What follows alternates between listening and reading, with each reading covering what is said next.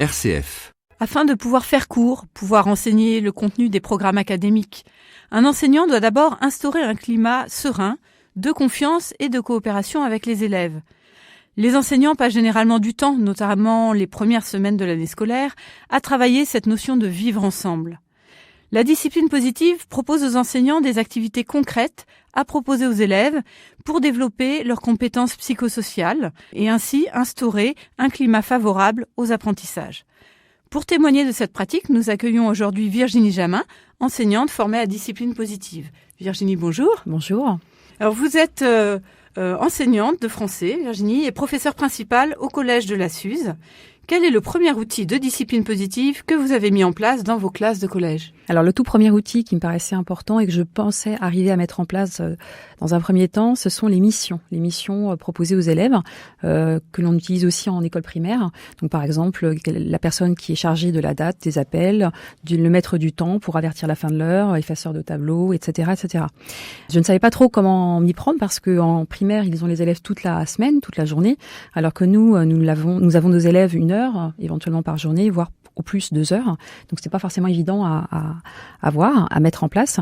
Puis je me suis rendu compte que les élèves avaient grand plaisir à se répartir les rôles, à assumer les rôles au fur et à mesure des jours, et la satisfaction aussi d'être récompensé, entre guillemets, dans le sens où je valide des compétences de prise d'initiative.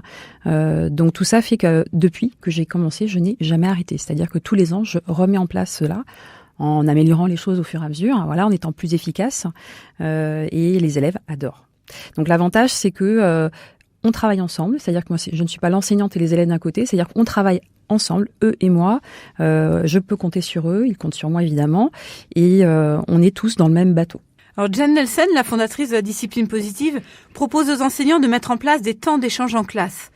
La mise en place de ces temps nécessite que les élèves aient développé certaines compétences, comme l'écoute, le respect, la coopération. Alors Virginie, racontez-nous comment vous travaillez ces compétences pour introduire progressivement les temps d'échange en classe. Alors déjà, c'est quelque chose que je n'ai mis en place que depuis la fin de l'année dernière, sachant que ça fait déjà 2 ans que je pratique, donc ça prend du temps, en fait, avant de se lancer. Donc moi, j'ai commencé par mettre la première compétence, c'est la mise en cercle. Et c'est vrai que c'est au départ, je n'imaginais pas ce que ça pouvait apporter déjà de travailler sur ça. Et je me suis rendu compte que déjà, le fait de leur demander d'apprendre à se mettre en cercle, ça nécessite qu'ils se mettent d'accord, qu'on se mette d'accord sur comment s'y prendre, qu'ils s'écoutent, qu'ils échangent. Au moment où ils le font, il faut essayer de faire en sorte que ça puisse fonctionner, que ça coopère. Donc, on a déjà des des compétences importantes de la discipline positive qui sont déjà abordées à ce moment-là. Après, j'ai commencé à mettre en place le bâton de parole, puisque les élèves avaient un peu de mal à s'écouter. Donc apprendre à prendre la parole, à distribuer la parole, à attendre son tour, c'était une compétence importante aussi. Et ça marche de mieux en mieux à partir du moment où on le répète, où on le refait. Ça s'améliore toujours au fur et à mesure. L'autre temps, après, c'était l'espace de parole pour la recherche de solutions. Alors, je l'ai pas forcément expérimenté selon la procédure, je dirais, de la discipline positive. Je n'en suis pas encore arrivée là. Mais déjà, on a pu échanger ensemble sur des problématiques que les élèves rencontraient et je me suis retrouvée avec des élèves qui proposaient des solutions d'eux-mêmes et qui s'écoutaient. Donc, c'était vraiment une belle expérience. Et j'ai également expérimenté l'entraînement aux appréciations positives. Donc effectivement, vous reviendrez nous parler de ces appréciations positives et surtout comment aider les élèves à avoir un regard positif sur eux-mêmes. Merci Virginie Jamin de nous avoir partagé votre expérience de terrain avec les collégiens.